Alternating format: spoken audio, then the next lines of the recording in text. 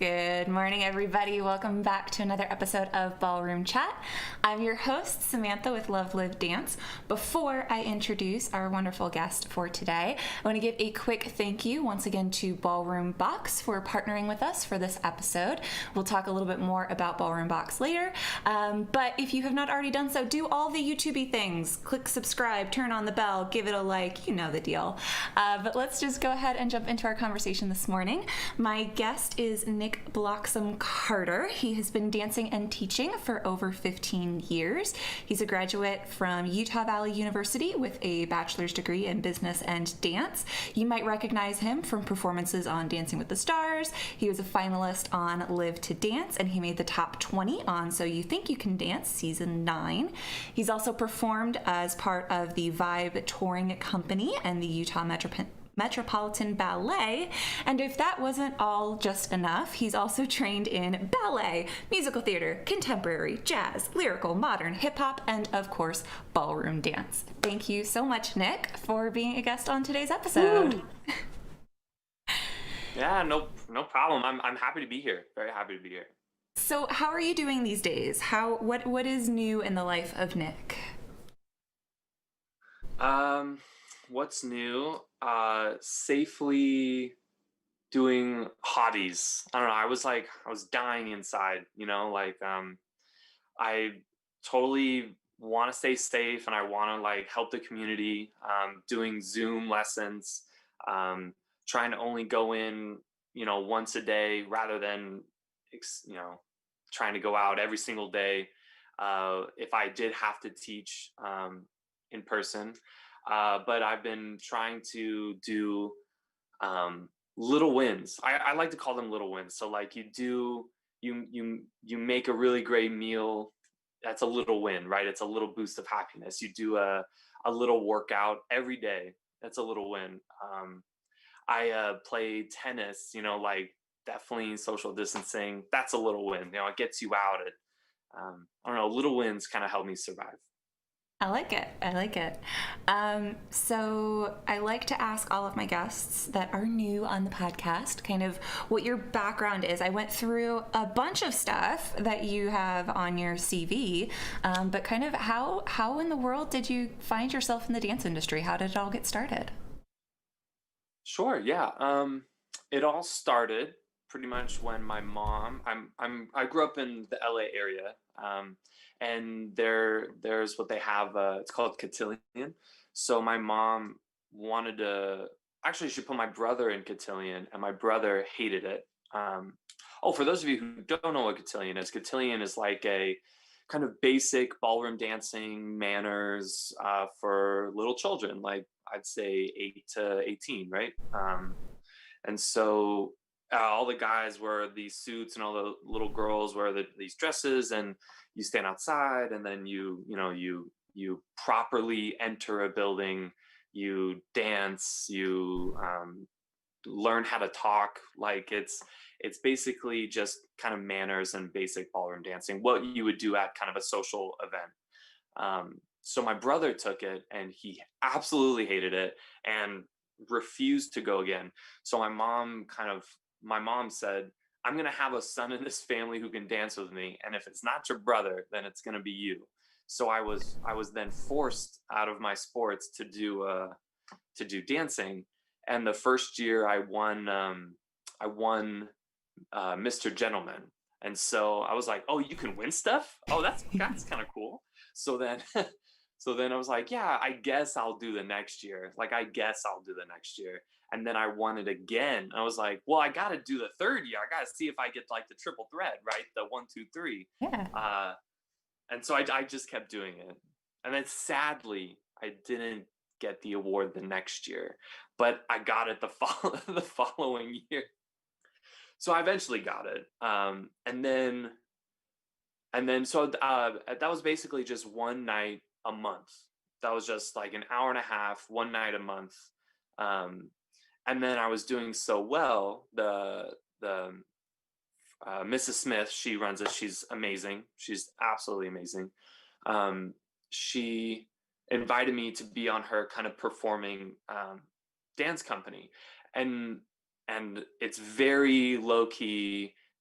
it's like one rehearsal. It's like, I don't know. It was really fun, very social.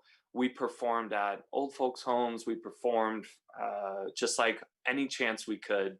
Um, it was such a fun team, and there was an A team and a B team, and I was on the B team, and then worked my way up to the A team, and then at the Cotillion that I used to go to, she uses a lot of the better people on the teams to be like assistants on in Cotillion.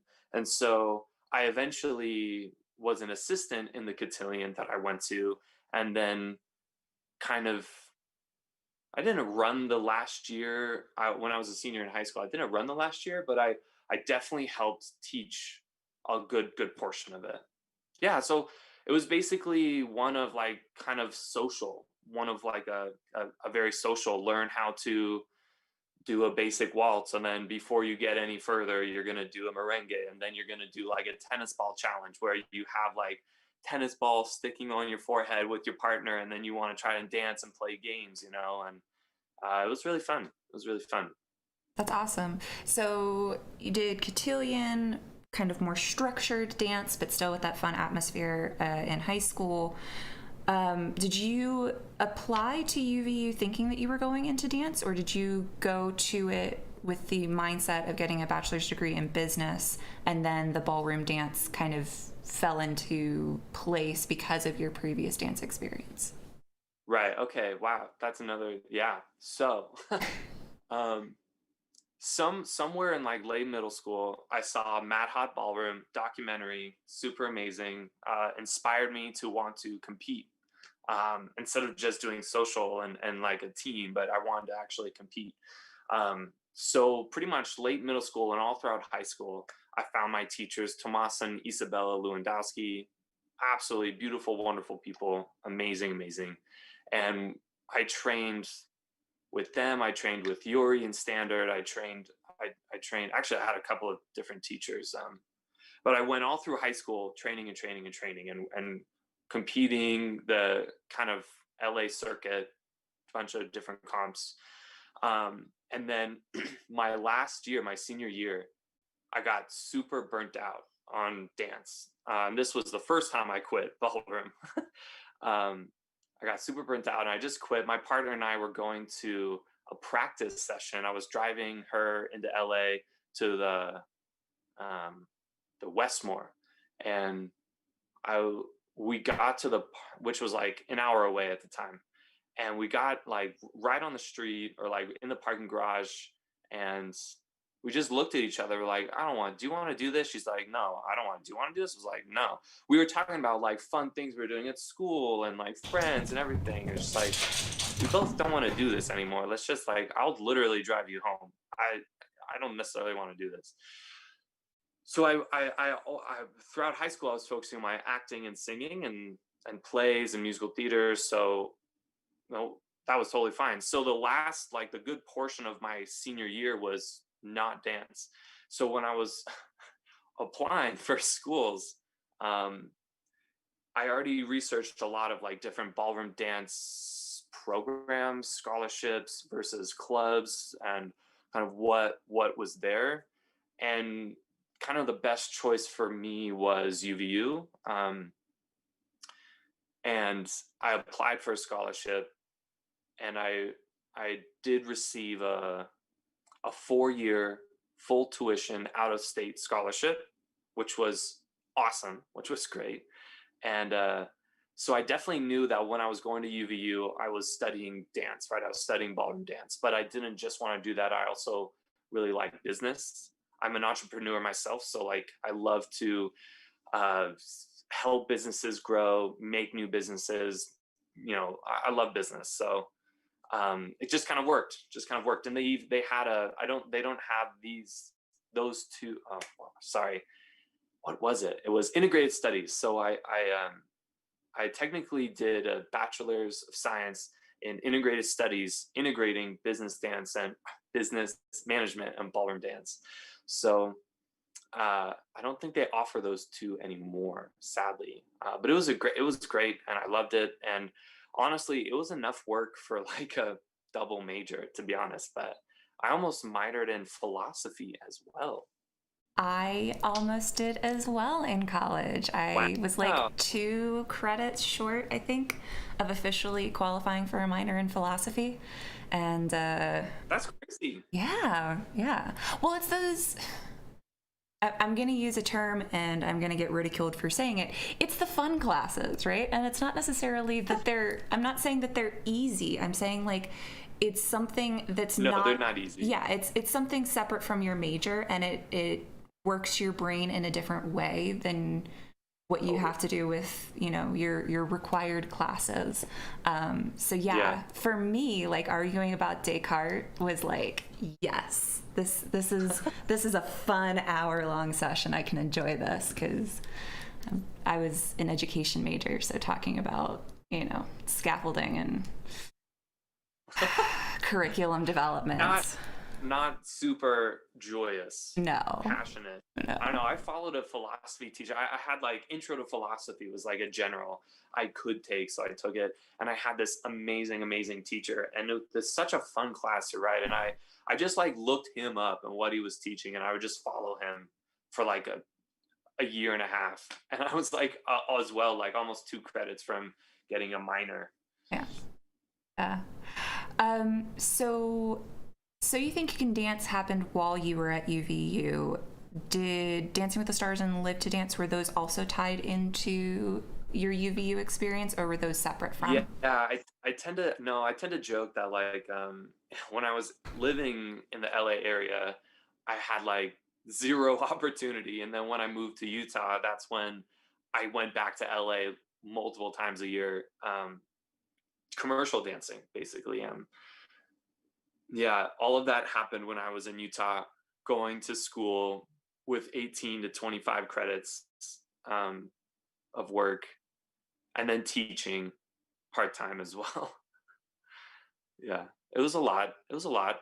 The first year and a half, I was kind of, well, I was not kind of, Nick, come on, I was unhealthy. Uh, yeah, it was hard. It was hard. I was on like 3 different companies. I was part-time teaching, full-time student, and then later that freshman year, I went on Dancing with the Stars. I guess technically 3 times, but it was 2 different occasions. Yeah. And that was part of the UVU touring team, or was that as a solo dancer as part of like their ensemble or a different performing cast? Yeah, so I believe the first time was with the Vibe Dance Studio, and Rick. We knew Mark Ballas, and we were able to be like Kids of the Future show, or like kind of insert. And so Mark taught us a routine. We practiced it literally 5,000 bajillion times, and we performed it. And that was the first time I was on Dancing with the Stars. That was a really fun show. And then sadly, that number haunted us the rest of our Vibe life, as we performed it literally any chance we got, and we were so tired of that number. Oh, that was funny. But then the second and third time was UVU, when it was like the collegiate championship. That was pretty fun, man. I'm kind of surprised they didn't do that. It's probably kind of expensive for them, but they do have a budget, so I don't know. That was a great idea. It was a really great idea to showcase colleges, or different colleges, the dancers too, and kind of the rising talent in the collegiate world. Mm-hmm. And like this is a hot take, but like ballroom dance and the collegiate, like competitive ballroom dance and the collegiate world actually don't, Yeah, they don't really mesh like whatsoever. And if you're like number 1 on your collegiate team in Ohio, that means almost nothing if you're competing in open amateur in Ohio, right? Or like under 21. It's like, that doesn't really mean anything, but it's still kind of a cool thing they could showcase on Dancing with the Stars. Well, and I had Hope Jackson on, and she was, I guess, part of that same year, same touring company. Yeah, Hope. And we were talking at the time when she was on the fact that you guys were on and they did that collegiate like mini comp inspired my little collegiate team at the time to go ahead and put a formation routine together for Ohio the following fall. Yeah. That's awesome. Yeah, because I was at the time I was in college. We were doing collegiate competitions at Ohio and DC, DCDI. I think it was DCDI. So yeah, I completely understand. Like, it doesn't matter if you survive the 250 couples in bronze at Ohio Star Ball. It doesn't equate at all to the amateur world. Yeah. Which is, but it's still like a great little, it is still really fun, and it's absolutely. a lot of team building and communication, and I don't know, there's so many great things to it. Not everything is about solo dancing with your partner. Absolutely. Well, and yeah, I feel like the experience, at least that I had in Ohio in bronze and silver, competing syllabus, really now informs how I put together routines in Pro-Am, because I'm used to being on a floor with 20 other couples in a round one of, if you make it to the finals, you're going to be dancing that same routine 10 times just to get to the finals. So like, okay, how do you position yourself in a way to be seen by the judges? I just want to also say, Hope, she's so amazing. She's the Potster goddess. I remember training for the UVU thing, and we were doing Potsters, and she's like, oh yeah, how do you do this? Oh, okay. And it was just like perfect. It was insane. She's a champ. She's amazing. She's absolutely amazing. The other thing that I talked with Hope about, and I want to get your opinion as well, is season 9 of So You Think You Can Dance. What was that experience like? What were your kind of main takeaways from that experience? Yeah, season 9, So You Think You Can Dance. It was eye-opening. I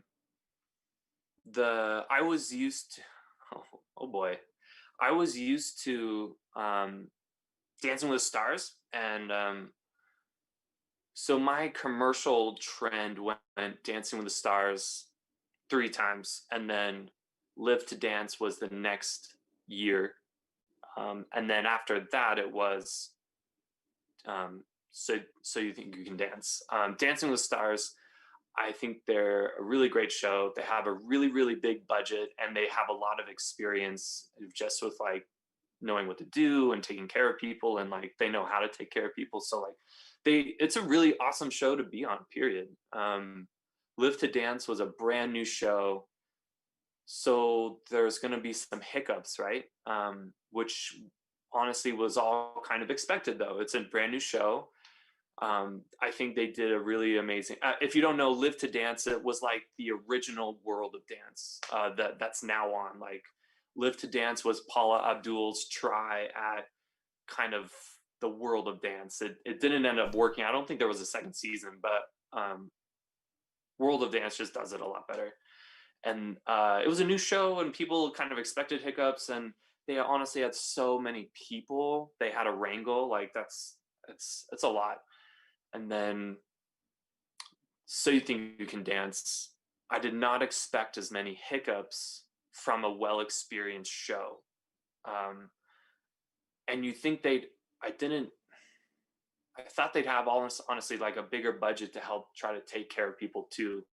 Like I felt like I was taken care of at most parts, but then other times it's like we were treated like cattle almost. Like we were treated just like the talent, and sure, we'll serve them like a huge like Mexican like burritos lunch while we're doing a 16-hour day, and we've had like nothing, and there's no like healthy options, there's no salad options, there's no like good protein bars. It's like pizza. It's like, wait, what do you do? Why this is thanks for the food, but it's actually like harming us in our training right now, Mm. especially because we did have 16-hour days of straight dancing, 14-hour days of straight dancing. Like it was kind of surprising. But the I really loved yeah, so you think you can dance. I still believe to this day that like the hardest thing I've ever done was Vegas week on So You Think You Can Dance.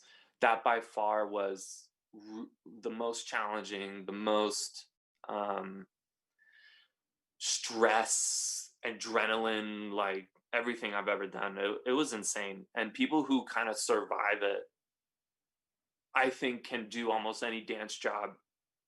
I was saying this for a while. I still kind of believe in this too. Like if you actually make it to the end of Vegas week and you're in the top 40 of So You Think You Can Dance, you've like won. You've already won. You can get like any dance job just based saying I made it to the top 40. Okay, you're hired. Like it's so hard.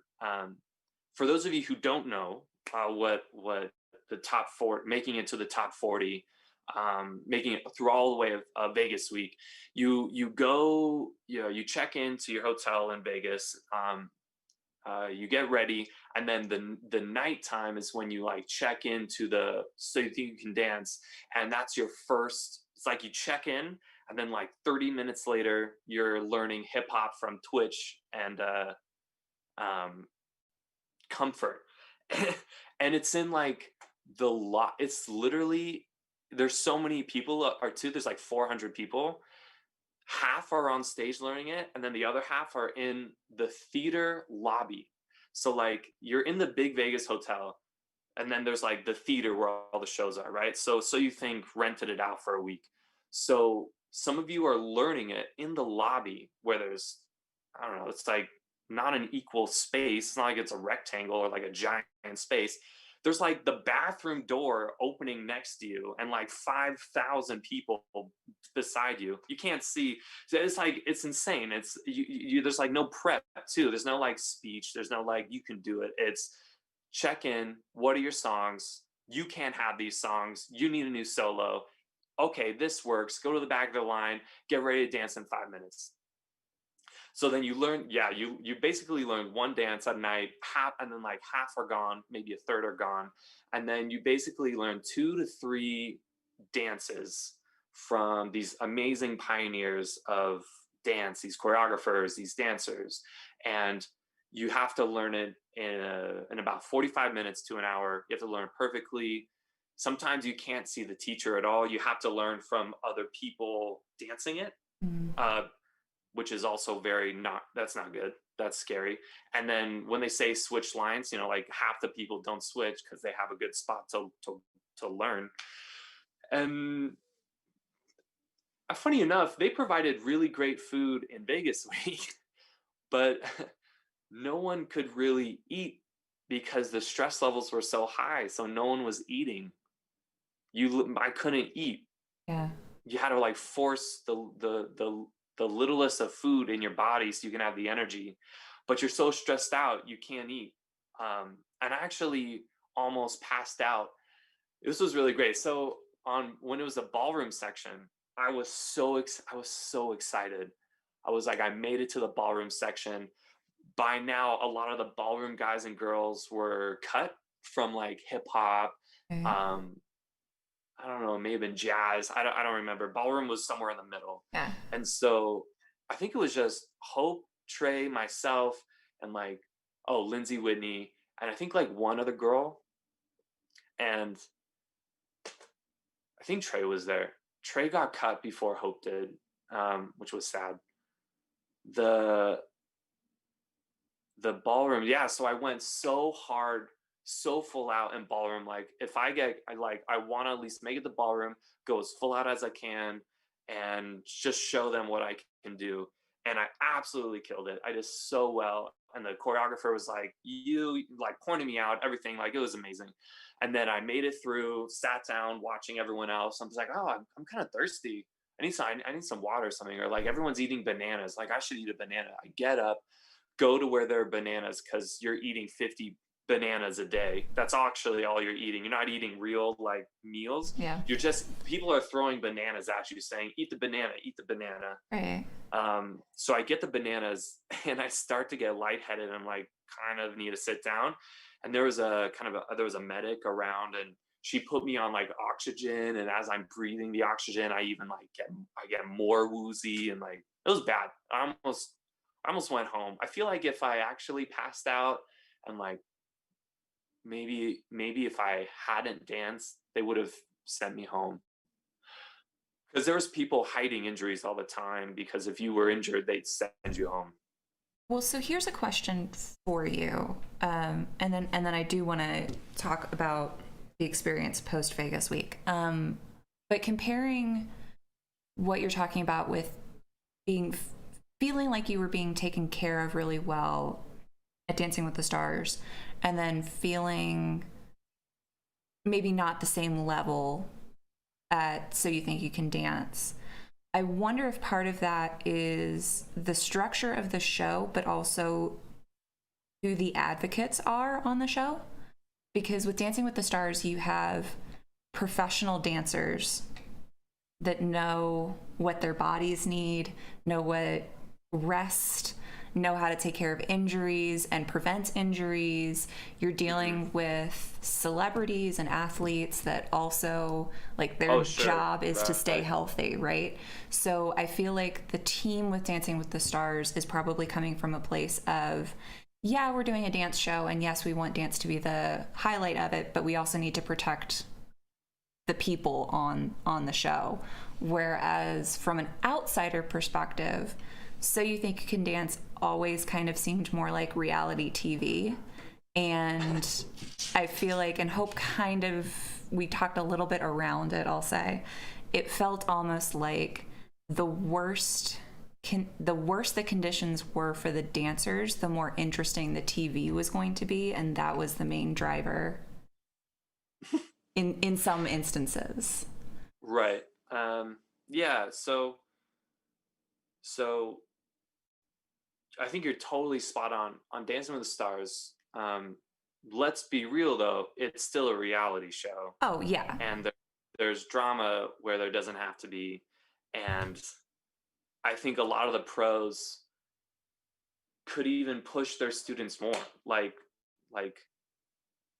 it, I don't know, like I stopped when I was little and doing Cotillion. I loved watching Dancing with the Stars, but after the second or third season, I'm like, this is trash. Like, are you kidding me? I can do like you can push these people way harder. But I think and I think the pros are just kind of resting. And then what's made Dancing with the Stars have a real comeback somewhere like in the, I don't know, 9, 8 season up until like the 15, 20 season was young pros started caring.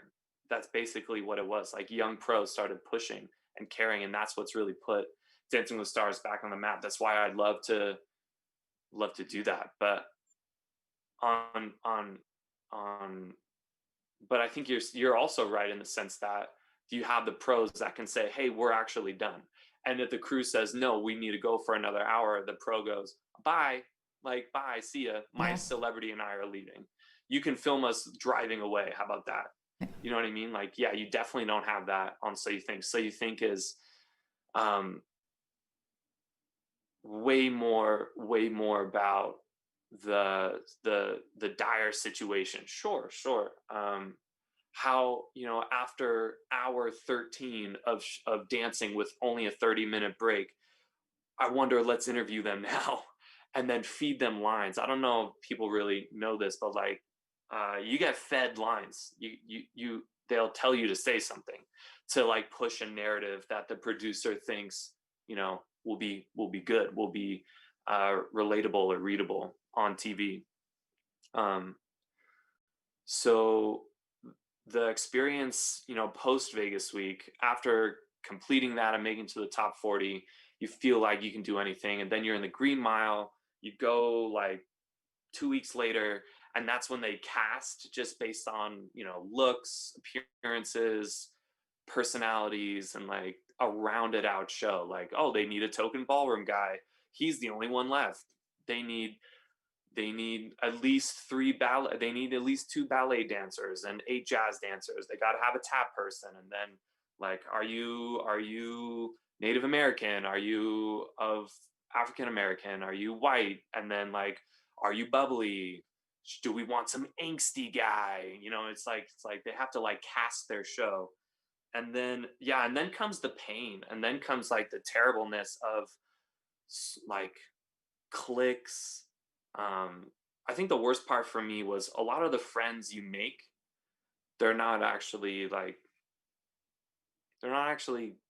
friends you keep, or necessarily the friends you want. It's just like the friends you're forced to have. It's friendship for survival's sake. Yeah, and actually a lot of the good friends I made in Vegas, none of them got through. And that's like a big thing that happens to a lot of people, is that the people you end up like, we as humans are communal people. And so, everyone's traveling from all over the nation to Vegas. It's like, I guess, hey, you look kind of fun and you're a really good dancer. And oh my gosh, we click. And then in 5 hours, they're gone and you never see them again. Or, in 3 days at the very end, they didn't make it. And so all the friends I made in Vegas, only one stayed in Green Mile, but then I don't think they didn't make it to the show. So I was 20 at the time, and there was like an older group, people who were like 26, 28, 27, 24. I was way more friends with those people than the 18, 19, 21, 22, 18. Like it was a real big difference. I think just because I didn't want drama. I just wanted to dance. I just wanted to dance and show like other styles of dance that I've been working on for years and years. I still think like I still know I was one of the best all around dancers on the show. I was like top 2 guys, but I just did ballroom every week. Like I think the way they set up the show, the way they treat their contestants, the way they take care of people, it's not actually conducive to good, talented showcasing. They showcase it in like their way. I don't know. That's weird. Yeah. My favorite part on being on the show was the hair and makeup and the producers. Okay, I gave some flack to the producers earlier, but they're like genuinely really, really good people, and they always try to make you like show in good light. And like I've had producers sometimes like stick up for me when I was dancing, 50 bajillion hours, and like I even had some producers say like, hey, like are you okay, and like try to stop, or like they actually talk to you like you're a human being rather than the executive producers.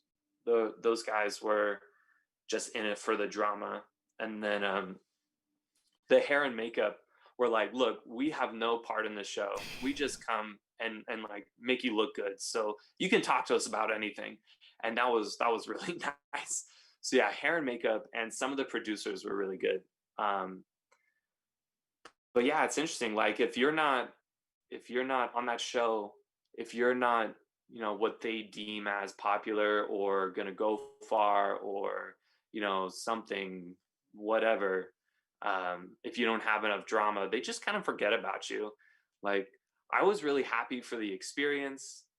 I wanted to dance really hard. I wanted to dance and showcase what I could do, but that's not what the show wanted. You know what I mean? That's not the show. Sadly, that's not the show you go on for that type of thing. And I didn't know that. Gotcha. Well, let's take a quick pause here before we jump into life post performing on TV. And I want to do a quick thank you. Actually, let me switch. I have a nice, fun transition here. Wabam! I want to give a quick thank you to BallroomBox once again for partnering with us for this episode. If you are not familiar with BallroomBox, it is a quarterly subscription service made by dancers for dancers. Their goal is to equip and inspire dancers of all levels and skill sets. Their fall box is about to launch.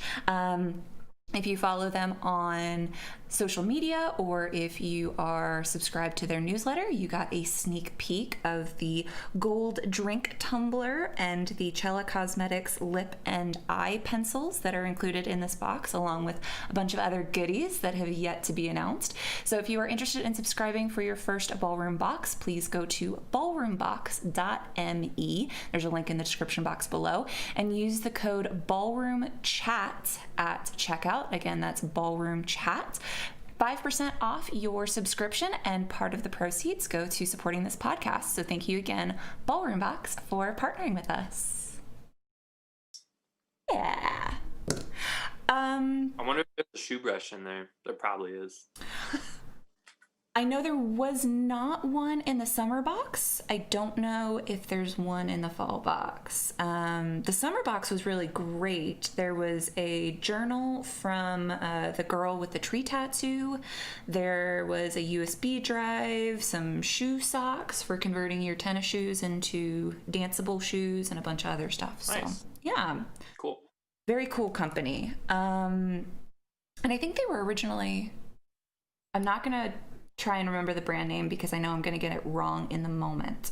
But they were a dance dress company, or a dance dress consignment company pre-pandemic, and they have pivoted their business to now doing the subscription box service. So, yeah. Nice. Yeah. So you have all of these experiences in college with performing for commercial TV, graduate UVU. What comes next? Did you jump right into teaching and coaching, or continuing to teach and coach? Or was there a thought or intention of pushing more the performance end of the world? Yeah, so I finished UVU in 4.5 years. The last year and a half, I did like 22 to 25 credits just to make it 4.5. The last semester, I was teaching. Moved up to Salt Lake because at the time I was in Orem or Provo at UVU, and then was teaching at DF Dance, and I was it was so weird. Like, I was teaching privately all throughout this with students, maybe like 7 to 15 hours a week, and then I think the last year or so, I guess I was teaching throughout the whole time. But then I started working at DF Dance, which is a studio in Salt Lake. And I was nervous. I was weird. I was so nervous just because I think it was a new experience. And I was so young. I was like 20, 21. And I wanted to make a good impression. And I started my first lesson. They're so cool. I hope they're still around. It was a couple from Park City, and he's a judge, and I don't know what she does. And they would have like a couple of beers before. They'd like go to a bar, have a couple of beers before, so they would be all loose, and like, it's like, oh man, I could have joined you for this. I could have been loose too. But it was so fun, and I taught a lot of social couples first, but I think I really thrived with competitive, whether they're kids, teens, pro-am, like middle-aged women or even older women, anyone. I even started to teach some, well, not social couples, like, of course I didn't do that, but I was strict. Like, my training and my like really hardcore Polish and Russian training from LA like came out of me, and I was like making people do workouts and across the floors for like 45 minutes out of a 55-minute lesson. And it's like, no, that's actually what it is, and you're gonna do that, and I don't care what you thought you'd get. That's not what it is. And if you're gonna, like, if you want to do well, you're gonna listen to me. And then like in people saw that, and I think people really loved that. I think people really loved the idea that someone was so passionate that dance can really be a sport, not just a hobby, that that you can take something so seriously and see like immediate gains. Like, you can really see and feel immediate pros just from having a really intense session. Uh, and that kind of skyrocketed me in that studio space. And then I left that studio space maybe like 8 months later. I left that studio just because of internal stuff, and I went solo. I went private. So I just had students. I had people contact me. I started to become the. This is gonna sound. I don't want to say this in like a braggy way, but I was like one of the more top people in like the top competitive Latin coach in Salt Lake for a while. I don't know. I don't know other competitive well in Salt Lake. I don't know. The Salt Lake scene has died down a lot. It's now like North Salt Lake is pumping out. They're going hard at it, and then Utah County is always just like this nuclear explosion of like kids and and talent and like training, and like there's a ballroom studio. Like I literally hear of a ballroom studio opening up every like 2 months in Utah County. I don't understand how there's so many, but there are so many kids, so it makes sense. Yeah. I think the difference, Krista, who we had on the show earlier, is now the director for, it was Davis County Ballroom, but she's renamed it. I don't remember the rename, but I feel like with Davis County and with Utah County, you do have this explosion and a support network for youth competitive dance sport. There's a real push for youth and teen amateur dance sport in those two counties. In Salt Lake County, at least in my experience, it's more adult focused. Like the pro-am or the social couples or the wedding couples, like the adult scene in Salt Lake County is pretty strong, but the youth program is either non-existent or it's very, very quiet. Yeah, no, I hear you. I know of, well, what am I saying? I would just agree with that 100%. In Salt Lake, there's not a huge youth scene. Yeah. Um, it's way bigger in Davis and Utah County for sure. I don't know. I don't know why it's not supported. It's all just one stretch of long north to south land, and Salt Lake's in the middle of that. But yeah, it's strangely it's not the same. I think the reality is people in Salt Lake County don't, or let's say the youth in Salt Lake County either don't hear of anything or don't know of anything in Salt Lake, and they all take the 40-minute drive to Orem. They all take the drive to BYU and their teams and their coaches, BYU and the amateur coaches. They take it to Orem, whether it's Center Stage and Strictly Ballroom and Peak and like name a studio. Like it's just like they just take the drive there because they're like, oh, that's where everyone goes. That's where I need to go. Yeah. And then the people in Davis County go, well, we're definitely not driving an hour down to an hour 10, right? Through Salt Lake to Utah County. So we're just going to have a huge hub here. So Salt Lake's like, I guess I can train in North Davis or I can train in Utah. I don't think they realize that there's really great teachers like yourself and myself and some other people I know that are here and can train really great dancers in Salt Lake County. Yeah, it'll be interesting to see the next kind of 5 years of Salt Lake County, because I've only been here for 5 years now, and just in the last 5 years I've kind of seen a turnover as far as who's staying in the county versus who's either heading north or heading south or heading to California. So it'll be interesting to see if there's ever a foothold in Salt Lake for that youth amateur program. It would be nice to see. I think, like you said, we have the talent. I laugh because it's like an actor saying, I'm going to New York. It's like a dancer goes, I'm going to LA. You can't stop me. It's like, okay. Yeah, yeah. I want to talk a little bit about your cross training, or not really your cross training, just your training. Sure. I How? call it cross training. Yeah. So do you see yourself as a ballroom dancer first, and the others are other styles that you have trained in and that you are interested in? Or do you see yourself as just an all-around dancer? You kind of mentioned when we were talking about So You Think You Can Dance that you were an Yeah. all-around dancer. Do you see yourself that way as far as either coach or just your own personal dancing as just kind of an all-around, I can dance whatever Yeah, style you that's a put me good in? question. I think if I were to say I'm not a ballroom dancer first, that would be a disservice to like the training I put in. Because I, I was about to say we have to remember. I never said this to anyone, so the we is like just the me.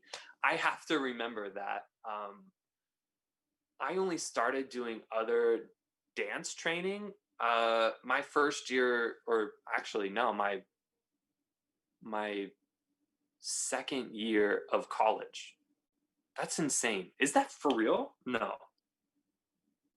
I think that's accurate. Oh my gosh, that's insane. Okay, It's yeah, crazy. wow. So I just soaked that right up.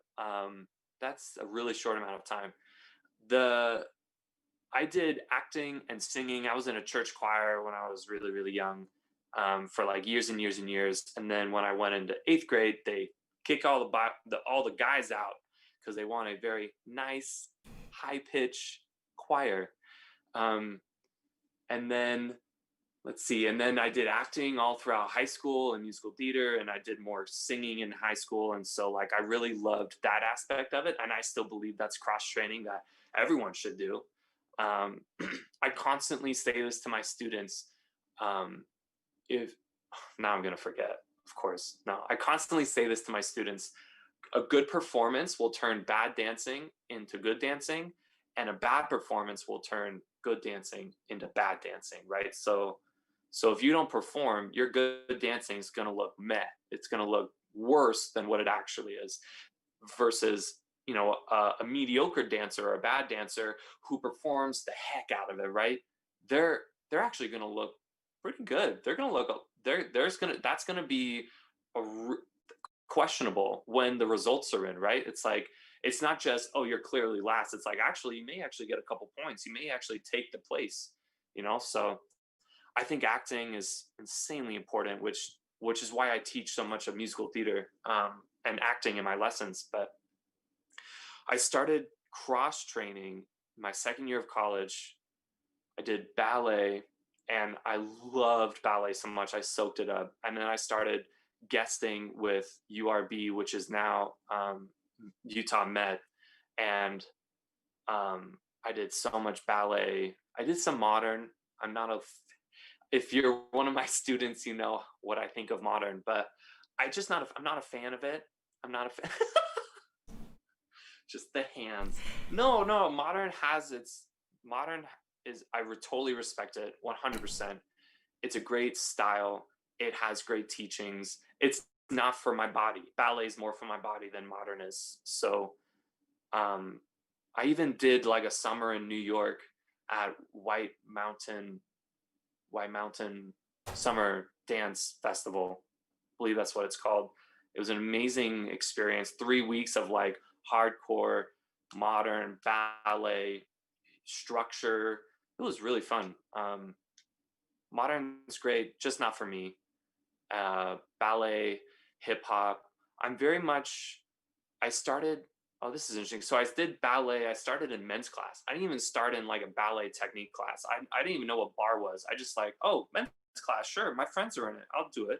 Uh, that was that was a happy mistake. I don't recommend anyone doing that. But I had fun. I was able to pick it up a bit.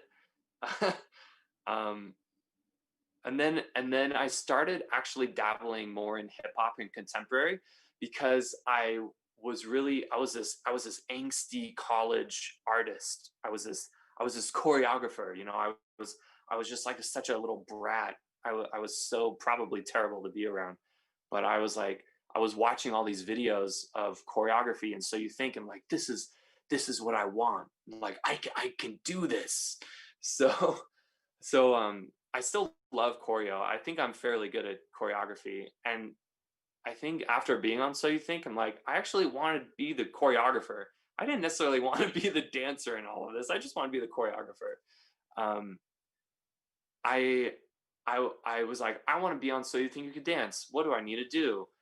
I probably need to learn different styles of dance. So I did the UVU like contemporary club where I was like on the board of, and like I went every week, and I tried to train just by clubs, and I did hip hop club and I went every week. And then eventually like my friends and we all kind of, I didn't make any of these clubs, but my friends did. We were all there while it was going on. And um, I like performed a hip hop piece from the club when we did it. And I did like a duo hip hop with a really awesome friend, Molly. And I don't know, it was so fun. Like I started to get better just through clubs. I will say though, I did take lessons in jazz. Um, my teacher was really awesome, and yeah, so I was doing club. I was like ballet was through school. There was hip hop club, contemporary club, jazz was through just like studio lessons. And at the time, I was also trying to learn contemporary through the studio I was kind of teaching from and taking classes at. But it was a kind of a negative environment for learning, actually. I really, really can't stress this enough. The environment and atmosphere in which you learn will dictate how you learn. Yep. That was well said. I was in a really, I was like trying to learn, and I'd like look to my friends and they'd laugh at me, or like they would just treat me so poorly. I don't know. It was really hard. It was really hard. And like, if the teacher doesn't notice that or stand up for you, or like you say something but they don't do anything, it's like, is that the studio you really want to go to? And so I I quit that studio, and I just went all in at school, and the training at school, and the friends I had were supportive, and the teachers I had were supportive. I had a really great ballet teacher. He was like a mentor to me, Mark, and he really trained me very well. And he grew up with a acting background as well, so he knew how to teach me. He really knew like how to talk to me, how to, like every as a teacher yourself, like every student has their own way of learning, has their own way of listening. You can't talk to everyone the same. So like his language was my language, and I think that's why I was able to learn so quickly and so well at UVU. I can't thank him enough, man. It was great. Yeah. Well, and I think that's an important point. And I'm going to kind of hit on two things that you mentioned in there. The first is the studio environment and your instructor, and how it all needs to come together to create a positive learning experience. The tone that is set in the studio, I think, is going to reflect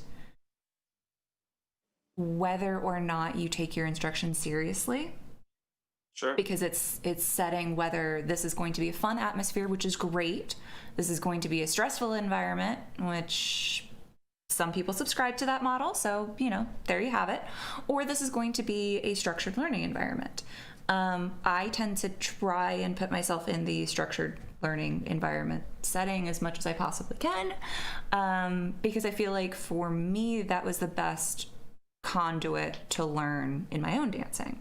And then as the instructor, you need to be both the advocate for the student and a student of your student, because you are learning based on their feedback what works really well and what doesn't work really well, so you can tailor your teaching style to that individual and not every individual that's come beforehand. Which means that as a student, you will walk into environments and say, okay, this doesn't work for me, and you should be empowered to leave. Or, okay, I've done, 3 lessons, 5 lessons, 10 lessons with this instructor. They're still not hearing me or getting me or reflecting back what I need in a supportive way, let me go find somebody else. But if you Right. walk into that environment and you're like, yes, the studio works, and yes, this instructor works, oh my gosh, that's like the best experience ever. And those are the lessons that you're going to take with you wherever you go. With that, you mentioned that modern just doesn't fit within your body. Cross train in a bunch of different styles, because what you think really works well or what feels good or what you're good at, you may go somewhere else and try ballet or hip hop and be like, oh no, this feels good, or I can get this. Or you may try something else and be like, you know what, nope, I look flaily and awkward if I try tap dancing, so maybe I won't tap. You know, you gotta see what's out there, and you gotta try everything. You should, if you are a student of dance, and dance inspires you and is a passion for you, like, try a bunch of different things, try a bunch of different instructors and studios and styles, and see what clicks. Absolutely. Yeah. I will always be the biggest proponent of cross training. Always. I stopped taking private lessons for a year and a half and just did ballroom team dancing. And if you know anything about team dancing, I got worse, right? Like you just kind of get worse when you team dance. Well, I shouldn't say that. It works really well for some people. This is And it another works hot take. really- if you're on a good team with a good director, your team dancing, you won't get necessarily worse. I just didn't have that wonderful experience on a team. Well, let me ask you this: what motivates you as a student, as a performer? You. Yeah. No, as a student, as a performer, as a dancer, where do you find your motivation? Because it sounds like, from everything that we've talked about and just kind of knowing you personally outside of this interview, I would say that you are motivated by accomplishment. Oh shit. No, but I mean that in a good. No, I'd say you're right. Yeah. So wow, that's a really deep in there question. Let me just finish the one thought I had. So I didn't take any lessons for like a year and a half, and then I was better at dance just from cross training. And like, sorry, like as you were saying, like you might fail this tap, but when you fail this tap, you learned about weight placement, about where your weight is and where your weight on your feet is and where your body weight is and how do you accurately do this. So when you go back to dance, you take what you learn and you add it. It's not like a subtraction or a replacement, it's an addition. And I think people need to realize that. Anyways, what motivates me to teach, dance, perform, what specifically, any of it? I like it when accomplishment. So I do like accomplishment. So much so that I sometimes get depressed when I feel like I'm not doing anything, which is not okay. That's not healthy. I place a lot of value on work. I place a lot of value on success, work, events, stuff like that, like doing things. And boy, oh boy, has that been fun during COVID-19. So I've been trying to relearn kind of what's important, what's healthy. I guess at the end of the day, what's healthy.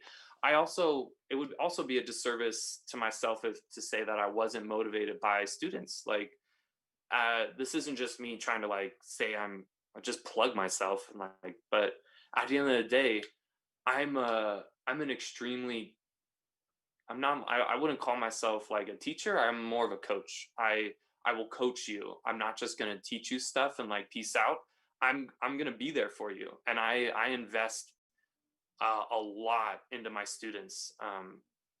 Actually, so much so when I first started teaching at DF, I was like so hyper focused in my students that like when they were upset, like like I would be so disheartened, or like my emotions were way too in tune with my students that like I had to actually step back and go like, okay, they didn't take a lesson with you this week and they're just doing next week. That's not a personal take on you, Nick. I would get so hyper focused because I was so invested. But I think what motivates me a lot too is to see the the the potential and the rise in talent in my students, especially Sam, you know this, but Yeah. the audience doesn't. I teach a lot of kids, teens, and college students, and they're already like, as a human being, they're growing and learning, and um, learning their muscles, their eye hand coordination, their dancing, how they work at school, how they work at their job, and I will train you to like not just be a good dancer and have good technique and good work ethic, but I'll teach you how to have good work ethic at your job. I'll teach you how to get good grades in your school, how to be a I hate to say this, but like a proper person. Like, what does that mean? It just means being a good person, getting your work done, making your dreams come true. Like, a lot of people I'll train to like, what do you want in life? I'll help you get it. I'm a coach. I'm not just a teacher. Like, Yeah. you want to get that? You want to be like a performer on a cruise ship? Okay, let's go. I can teach you ballet, jazz, hip hop. I can teach you ballroom. I can teach you how to act and perform. I'll tell you what it takes to like get there, how many hours you need to train. Like I can literally take you every step. You want to be an accountant? Sure, I can help you with your work ethic. I can help you with time management. And I can help you with all that type of stuff. So I really do love to life coach as well. Mm. I don't have like a degree on it, or like that may be a little dangerous to say, but I've had like 15 years of teaching experience. So Yeah. I guess that's something. Yeah. Well, the reason why I wanted to kind of get your take and your opinion on what motivates you, circling back to your less than ideal experience the year that you just did team.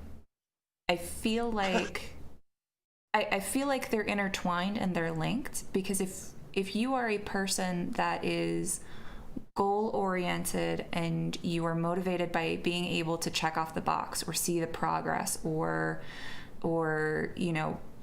know that you have done something at the highest level possible, a team is only as good as its weakest member, right? A community is only as strong as its weakest member. So depending on where you are, whether you are the higher end, the middle of the pack, or the lower end of a team, you're going to have a very different experience in that team environment. And it's, a rising tide lifts all ships. But if you're the ship that's already floating, it can be very difficult sometimes to say, okay, how do we make it so that everything can come up? So I think a team environment. And when you're a freshman in college, do you care about everyone else? No. Right. Are you kidding me? Like, my I was coming off of like super high placements in the competition scene. I was training hard, or like before I quit that senior year, like I was still a really great dancer. They asked me to come after I got the scholarship and I was about to start school in the fall. They asked me to come in the summer to like compete in Ohio.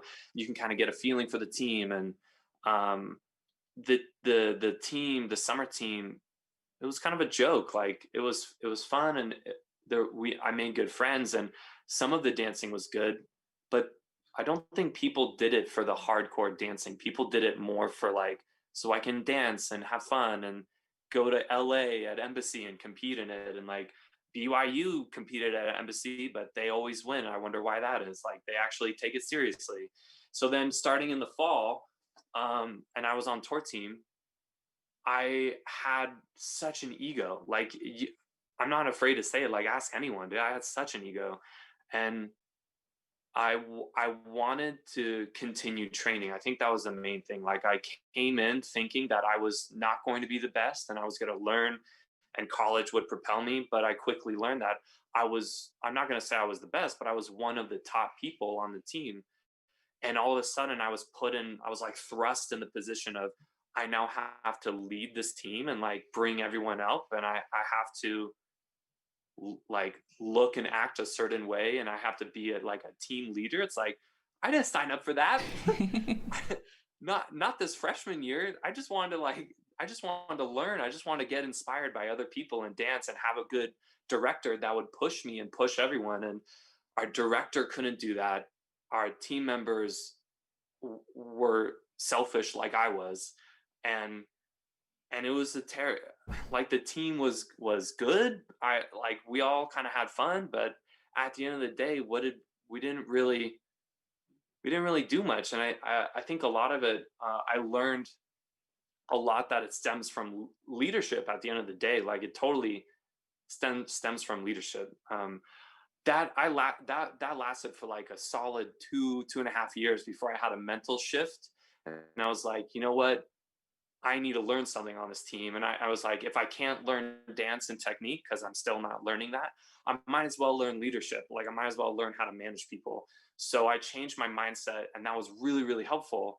And then I was made the captain of the team for like a fall, the third year in the fall, and I did a really terrible job because I thought I was ready and I wasn't. So I did a shit job. Sorry, am I allowed to cut? Sorry. Um, and then the spring, I was like, you know what? I learned from my mistakes. Let's go, Knicks in town. And I was doing it. I was like, I got this. And everyone's like, dude, you didn't even care about us in the fall. Now you do. How are we supposed to believe you? So that was like that was another lesson number one. It was like, okay, like I understand. I'm really sorry. Like if you put your faith in me one more time, like I please, like trust me. And then I was finally able to get people to trust in me again, and team was looking good. And that was when I did So You Think You Can Dance and literally left. I left the team again, and I missed the show, the spring show. They had to put me out of every number and like spend so much more time to like make the show happen. I felt so bad. It was so awful. Anyone on that spring team, I am sorry. I truly am sorry. I did not mean for that to happen. I didn't know the dates. Oh man, that was so bad. Oh That was so my. bad. But the entire time the director was leaderless. Like we didn't really have a really solid director and leader who would lead from the front, dance, literally do anything. He didn't do anything. So when I started my own team, uh, after I graduated, I was teaching at a school, AISU. I started the program literally from scratch with like 4 guys and like 5 girls, 6 girls, and it grew up to like 25 people. And I knew that, like, look, if I'm going to be a director, I can't do what was done to me in college. So I was like dancing, I was working out with the students, I was choreographing, I was up every day, and like it really inspired people. And again, it was like, oh, dance can be social, but it can also be this amazing, passionate, sport-like environment. Um, and I totally am a firm believer too. Like right before I'm gonna end this spiel, but like when I teach private lessons, when I teach on a team, when I teach group classes, I always believe that like you have to have fun. Like you have to create an environment that is fun so that learning can happen easier and faster, right? Like you have to have some sort of fun, whether that fun is making jokes and goofing off and learning, and like that's how they learn, or whether the fun is, look, I can like we can work out and treat this as like, tennis, and you're running around the thing, and I'm going to make you do exercises, or basketball and you're doing suicides, right? It's like Mm-hmm. we can treat it like that. We can treat it as fun. If you want, like, if you need it, if you want it like an engineer, like, yeah, I can tell you what foot by foot on what angle and toe heel, and like we can get super technical, and that's really great. Like as long as everyone's having fun, then the learning will always be easier to learn and faster to learn for sure. Love it. I love it. Well, you and I could talk genuinely for hours about just dance. Oh my gosh, it's 11:14. I know, it goes by so quick. I'm going to keep you around for just a few more minutes, but we're going to go off stream because I want to talk a little bit more about Latin dancing specifically, but we're going to save that conversation for our patron only video for Patreon. Sure. So those of you that are watching, if you want to hear a little bit more about Latin dancing specifically, go over to patreon.com/ballroomchat and sign up to be a patron, where you can see that exclusive conversation. But we'll go ahead and end the stream here. I want to thank Nick so much for being a guest today on the podcast. Woo! Thank you. Thank you. It was so much fun. I gotta come back. I got so much to talk about. Yes, we will definitely have you back. If you want to follow Nick's journey, if you're interested in lessons or just learning more about him, you can find that at nbcdance.com. Again, that link will be in the description box below. Thank you again to BallroomBox for partnering with us for this episode. Use the affiliate code BallroomChat at checkout to save 5% and to support the podcast. I've been Samantha. I'm your host with Love.Live.Dance. You can find all of the podcast versions of this episode at ballroomchat.com, or you can find us across social media at BallroomChat on Facebook, Instagram, and Twitter. As always, stay safe, stay positive, and we hope to see you dancing very soon.